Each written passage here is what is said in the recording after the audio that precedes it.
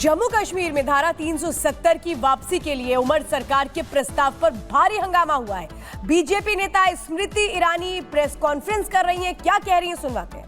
Of over 2 crore 11 lakh tourists, especially in the Kashmir Valley. Does the Congress-led India Alliance, my apologies, today stand against the economic and constitutional interests of Jammu Kashmir? Does the Congress-led India Alliance today stand against the very premise that when Prime Minister Modi offered a package of 80,000 crore rupees to the citizens of Jammu Kashmir, do they stand against the development work of the government of India for the people of Jammu Kashmir? I am today joined in my outrage by the people of India and the Karyakartas of the Bharatiya Janata Party. The Congress leadership, particularly the Gandhi family, needs to answer.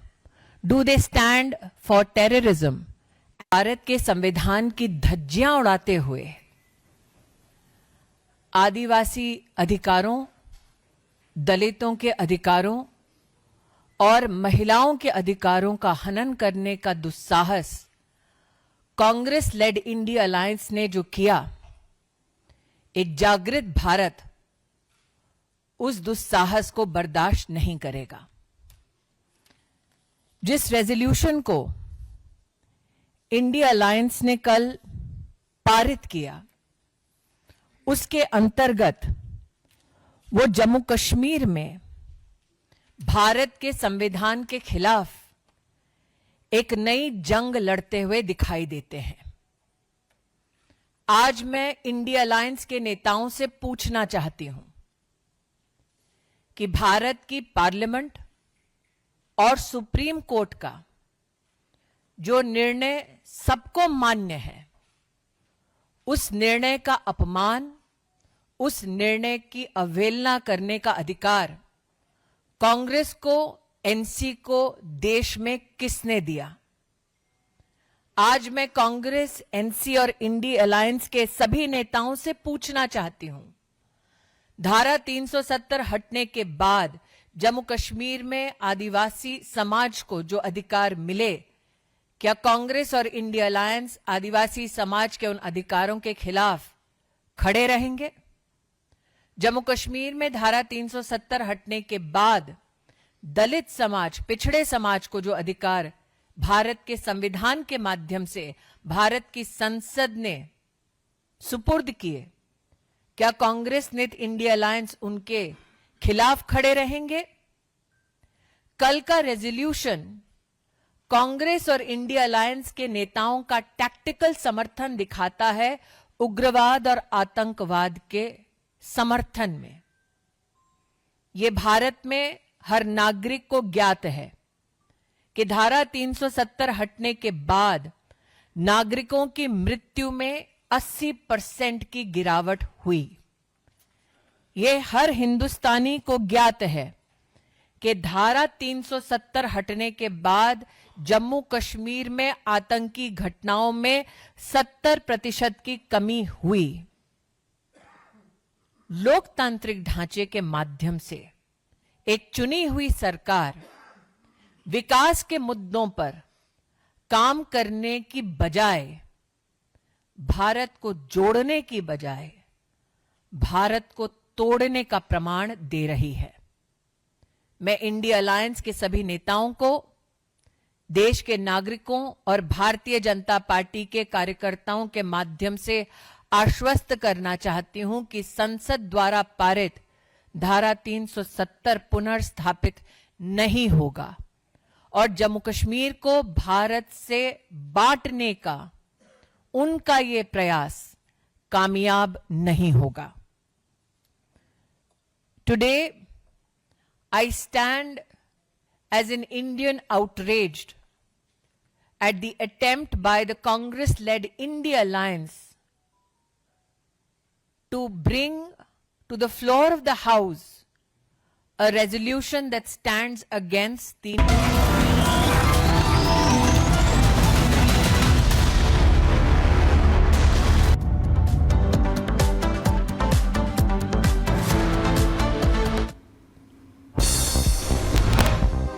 Jammu Kashmir की विधानसभा में आज फिर हुआ बवाल। पक्ष और विपक्ष के विधायक भिड़े। 370 की बहाली का प्रस्ताव पास होने पर भारी हंगामा। विधानसभा में पक्ष और विपक्ष के बीच हुई हाथापाई। बीजेपी और नेशनल कॉन्फ्रेंस के विधायकों के बीच धक्का मुक्की। सदन में हुआ भारी हंगामा। विधानसभा में इंजीनियर राशिद के भाई और विधायक खुर्शीद अहमद शेख ने 370 के बैनर दिखाए। विपक्ष के नेता सुनील शर्मा की आपत्ति के बाद शुरू हुई झड़प। धारा 370 को लेकर विधानसभा में जोरदार हंगामा। मार्शल ने हंगामा कर रहे विधायकों को बाहर निकाला। हंगामे के दौरान 2 बीजेपी विधायक आरएस पठानिया और मोहन लाल जख्मी हो गए। भारी हंगामे के बाद सदन की कार्रवाई कल तक के लिए स्थगित। जम्मू में गोरखा समुदाय के लोगों ने किया प्रदर्शन। विशेष दर्जे के प्रस्ताव के खिलाफ यह प्रदर्शन।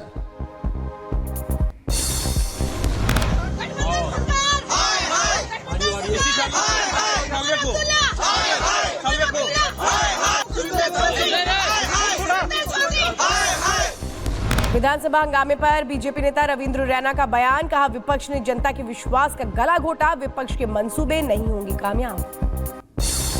धारा 370 के प्रस्ताव को जम्मू कश्मीर की नेशनल कॉन्फ्रेंस और कांग्रेस की सरकार ने विधानसभा के अंदर। खुर्शीद अहमद शेख इंजीनियर का बीजेपी पर हमला। कहा कि कश्मीरियों के दिलों में जो है हमने वही बैनर दिखाया। यह बीजेपी वालों को हजम नहीं हुआ।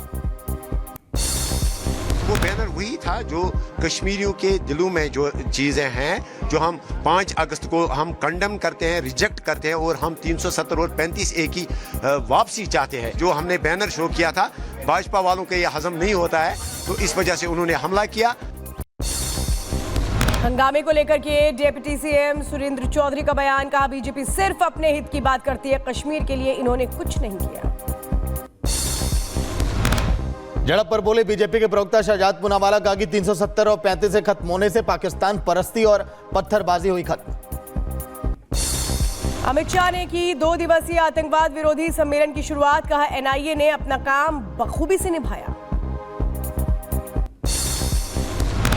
आतंकवाद पर अमित शाह ने कहा कि पीएम मोदी के आने के बाद आतंकवाद पर हुआ करारा प्रहार। आतंकवाद को बढ़ावा देने वाले हर नेटवर्क पर हुआ एक्शन। मोदी जी के देश के प्रधानमंत्री बनने के बाद आतंकवाद के खिलाफ एक ठोस रणनीति लेकर भारत सरकार चली है और ये 10 साल के अंदर भारत के अंदर टेररिज्म के खिलाफ लड़ने की एक मजबूत इकोसिस्टम खड़ी हुई। इंदौर में सीएम मोहन यादव का बड़ा बयान। कहा, हिंदुओं को छेड़ने वालों को हिंदू छोड़ेंगे नहीं। ना हमने किसी को दबाया और ना ही हमें किसी से दबना मंजूर। हिंदू किसी को छेड़ेगा नहीं, लेकिन हिंदुओं को कोई छेड़े तो फिर किसी को छोड़ेंगे भी नहीं। ये सनातन संस्कृति का अपना मूल स्वभाव है। जियो और जीने दो। हिंदुओं को लेकर बाबा बागेश्वर का बड़ा बयान। कहा, सिर्फ हिंदू कहने से हिंदू राष्ट्र नहीं बनेगा। अगर हमें कोई छेड़ेगा तो हम छोड़ेंगे नहीं। केवल हिंदू हिंदू कहने से और तिलक लगाने से हिंदू राष्ट्र नहीं बचना है, और जो छेड़ेगा उनको अब छोड़ेंगे नहीं। सनातन यात्रा पर बोले देवकी नंदन ठाकुर। कहा, यात्रा में 7 दिन तक होगी रामकथा। सनातनियों को जगाने की करेंगे कोशिश।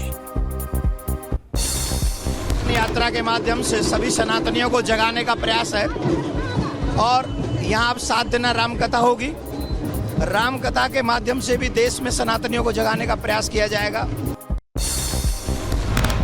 अकबरुद्दीन पर कथावाचक देवकी नंदन ठाकुर का बड़ा बयान। कहा कि हमें डराने की कोशिश ना करें, डराने वाले बोलने लायक नहीं रहेंगे। 15 मिनट नहीं, वो जितनी मिनट चाहे कर लें। वो जो जिस लायक है ना, हिंदुस्तानी सनातनियों ने वो ज्ञान दे देंगे। हमें मत डराओ, हमें मत डराओ। अगर हमें डराने की कोशिश करोगे ना, बोलने लायक नहीं बचोगे। धीरेन्द्र शास्त्री के समर्थन में आए जैन मुनि विनम्र सागर महाराज। कहा, महाकुंभ में हिंसक और मांसाहार लोगों को ना दे प्रवेश। हजारों दुकानें हैं हजारों दुकानों में बस ये निश्चितता कर ले सरकार, जो भी लोग अहिंसक होंगे उनको हम यहाँ पर दुकानें देंगे। एक छन्ना भी लगा दें तो बहुत बड़ा गजब का काम हो जाता है। शुरुआत हमारे धीरेन्द्र जी शास्त्री ने करी, अनुमोदना करते हैं इस बात की। महाराष्ट्र नवनिर्माण सेना के अध्यक्ष राज ठाकरे ने शरद पवार और उद्धव पर बोला हमला। शरद पवार को जातिवाद फैलाने वाला संत बताया तो उद्धव को स्वार्थी करार दिया। कर्नाटक के हुबली में जेपीसी अध्यक्ष जगदंबिका पाल और बीजेपी नेता तेजस्वी सूर्या ने किसानों के प्रतिनिधिमंडल से की मुलाकात। किसानों ने जेपीसी अध्यक्ष को सौंपा ज्ञापन। ट्रंप पर कांग्रेस नेता मणिशंकर का विवादित बयान। एयर ने ट्रंप को संदिग्ध चरित्र वाला आदमी बताया, कहा ट्रंप अपराधी। मैं कहूंगा कि चरित्र देखें दोनों का तो कोई शक ही नहीं है मेरे मन में कि गलत आदमी चुनकर आया है। मणिशंकर के बयान पर बीजेपी का हमला, कहा कांग्रेस को लोकतंत्र से दिक्कत, लोकतंत्र का अपमान करती है कांग्रेस। पार्टी यहाँ पर चुनाव होते हैं तो ईवीएम इलेक्शन कमीशन जनता के ऊपर सवाल उठाती है। अब हरियाणा के चुनाव से सवाल उठाते उठाते ह्यूस्टन में भी जो चुनाव है उस पर भी सवाल उठाएगी। ये दिखाता है कि डेमोक्रेसी की जीत हुई है, इससे उनको कोई फर्क नहीं पड़ता। टीएमसी नेता फरहाद हकीम के बिगड़े बोल। बीजेपी नेता रेखा पात्रा पर की आपत्तिजनक टिप्पणी। पीएम मोदी को दाढ़ी वाला कहकर उड़ाया मजाक। शुभेंदु अधिकारी ने की फरहाद हकीम के बयान की निंदा, बयान को बताया अपमानजनक, कहा उनके पूरे समुदाय का भी किया अपमान। कांग्रेस नेता राजा वार्निंग के विवादित बयान पर बीजेपी प्रवक्ता शहजाद पूनावाला ने कांग्रेस को घेरा। तंज कसते हुए कांग्रेस से कार्रवाई की मांग की। जो लड़की हूँ लड़ सकती हूँ, क्या कार्रवाई करेंगे राजावाड़ी पर? क्या राजावाड़ी को पार्टी के अध्यक्षता से पंजाब से हटाएंगे? नहीं हटाएंगे, क्योंकि ऐसी महिला विरोधी सोच का समर्थन प्रियंका वाड्रा, राहुल गांधी ने लगातार किया। लखनऊ में सीएम योगी के बयान के बाद पोस्टर वॉर जारी। समाजवादी पार्टी कार्यालय के बाहर लगाया गया पोस्टर। पोस्टर में लिखा, पीडीए जीतेंगे और जोड़ेंगे। अंबेडकर नगर में सपा ने लगवाए पोस्टर। 69,000 शिक्षक भर्ती को लेकर यूपी सरकार को घेरा। लिखा, ना बटेंगे ना कटेंगे ना डरेंगे, पीडीए परिवार के संग रहेंगे। सुप्रीम कोर्ट के परिसर में नए म्यूजियम का उद्घाटन। म्यूजियम में आजादी के पहले से लेकर के सुप्रीम कोर्ट के अब तक के सफर को दर्शाया गया। कुपवाड़ा में सेना ने आतंकी के पास से हथियार किए बरामद। 1 AK-47, 2 hand grenade, 4 AK magazine समेत भारी मात्रा में गोला बारूद भी बरामद। पराली जलाने पर केंद्र सरकार ने लगाया भारी जुर्माना। 2 से 5 एकड़ तक की जमीन वाले किसानों पर 10,000, 5 एकड़ से ज्यादा भूमि वाले किसानों के पराली जलाने पर 30,000 जुर्माना। बेंगलुरु में बस चलाते वक्त ड्राइवर को आया हार्ट अटैक। अटैक आने से उसकी मौत। साथ में बैठे शख्स किसी तरह बस को संभाले। झारखंड के चतरा में लीग के छात्रों ने निकाला मार्च। शेख हसीना की वापसी की मांग। चतरा लीग पर लगे प्रतिबंध को हटाने को कहा। बांदा में शिवलिंग मंदिर के पास अवैध तरीके से मस्जिद और मजारों के निर्माण का दावा। हिंदू संगठन ने मस्जिद और मजारों को हटाने की मांग की है। कार्रवाई नहीं होने पर खुद जमींदोज करने की चेतावनी दी है। एमपी के बैतूल में जमीन विवाद मामला। प्रशासन ने नहीं सुनी गुहार। 23 परिवारों ने राष्ट्रपति से मांगी इच्छा मृत्यु। यूपी के शाहजहांपुर में स्वास्थ्य विभाग का छापा। एडिशनल सीएमओ ने निजी प्राइवेट अस्पतालों का किया निरीक्षण। गंदगी देखकर सीएमओ ने लगाई जमकर फटकार। दिए सख्त कार्रवाई के आदेश।